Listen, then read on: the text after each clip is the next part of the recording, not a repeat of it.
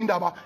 lo MEC okuthiwa umavimbela ayikho indaba yakhe ayikho nje futhi akazibe khona from the first place. So ke manje ke you must change your cabinet.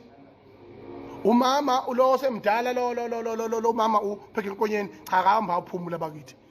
useyohluleka kuze kubeka ngakati bakithi cha akaphumule bakithi siyacela faka nabanye abantu besifazane nakhipha abantu abasebenza osabhidla saphethe political dynamics. Wow, hey hayi two bese nizonisekisa ukuthi nikhipha lencegela lena yekhanda elikhulu umbazo lo wale ngakithi inquthu okuthiwa uJomo Sibiya ikhipha lo muntu loyo corrupt lo muntu loyo udla imali noRamaphosa bakhohlisa abantu benza izinto ezi-wrong in this province. They are corrupting each and everything. Bukanika ubufakazi balokho ukuthi imali kayisebenzi imali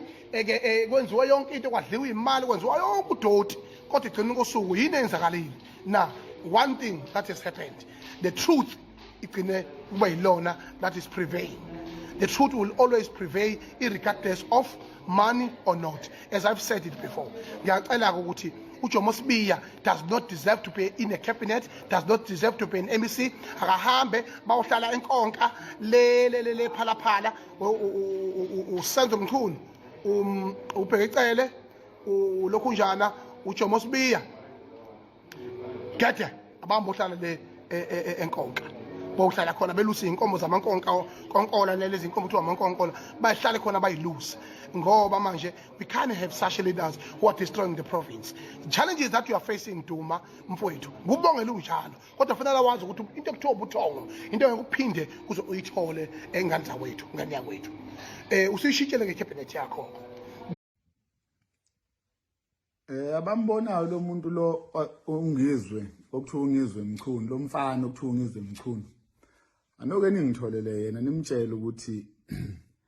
akaye kuba umfazi uhambe bewuze hambe kukhuluma yonke izinto lezi umfana nje umncane ongangaye ngoba kusindoda umfana lo ayikho indoda engakhuluma njengongizwe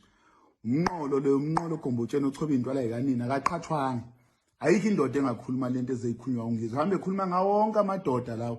indoda enjani engavala umlomo enomlamo manzi engathi umfazi.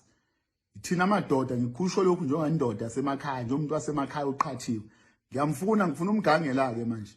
laba bazokuthi thina njengabaholi ngoba ngathi siyinsimbi asikwazi ukuba nonembeza sizweli angikhulumi njengomholi la ngikhuluma njengensizwa yasenquthu phansi lesilutshana embokodwe bomvu enzimani ngiyamfuna uphathe zakho noma nensizwa yakithi futhi awuyona insizwa wena uyona nensizwe engangixaka umfana ongangawutamatisi engeke ungenze lutho njengoba ukhuluma usukela bonke abantu oKhuzani omcineko ozikalalo uPremier usihlalo weANC uqovi ANC uyinkatha yazi ngeke sixove uyinkatha uyinkatha nkawe wena Ngizwe ngeke sixove wena awuyazi ukuthi yini ANC ngisho ukhuluma umuntu ukhuluma ngeANC ukhuluma into engekho bofika la ngokushayela elikhanda lakhe eligcwele igazi eligxabhayo ngoba ikhanda lakho ligcwele igazi bayengikhiphele igazi eligxabhayo igazi elisekhanda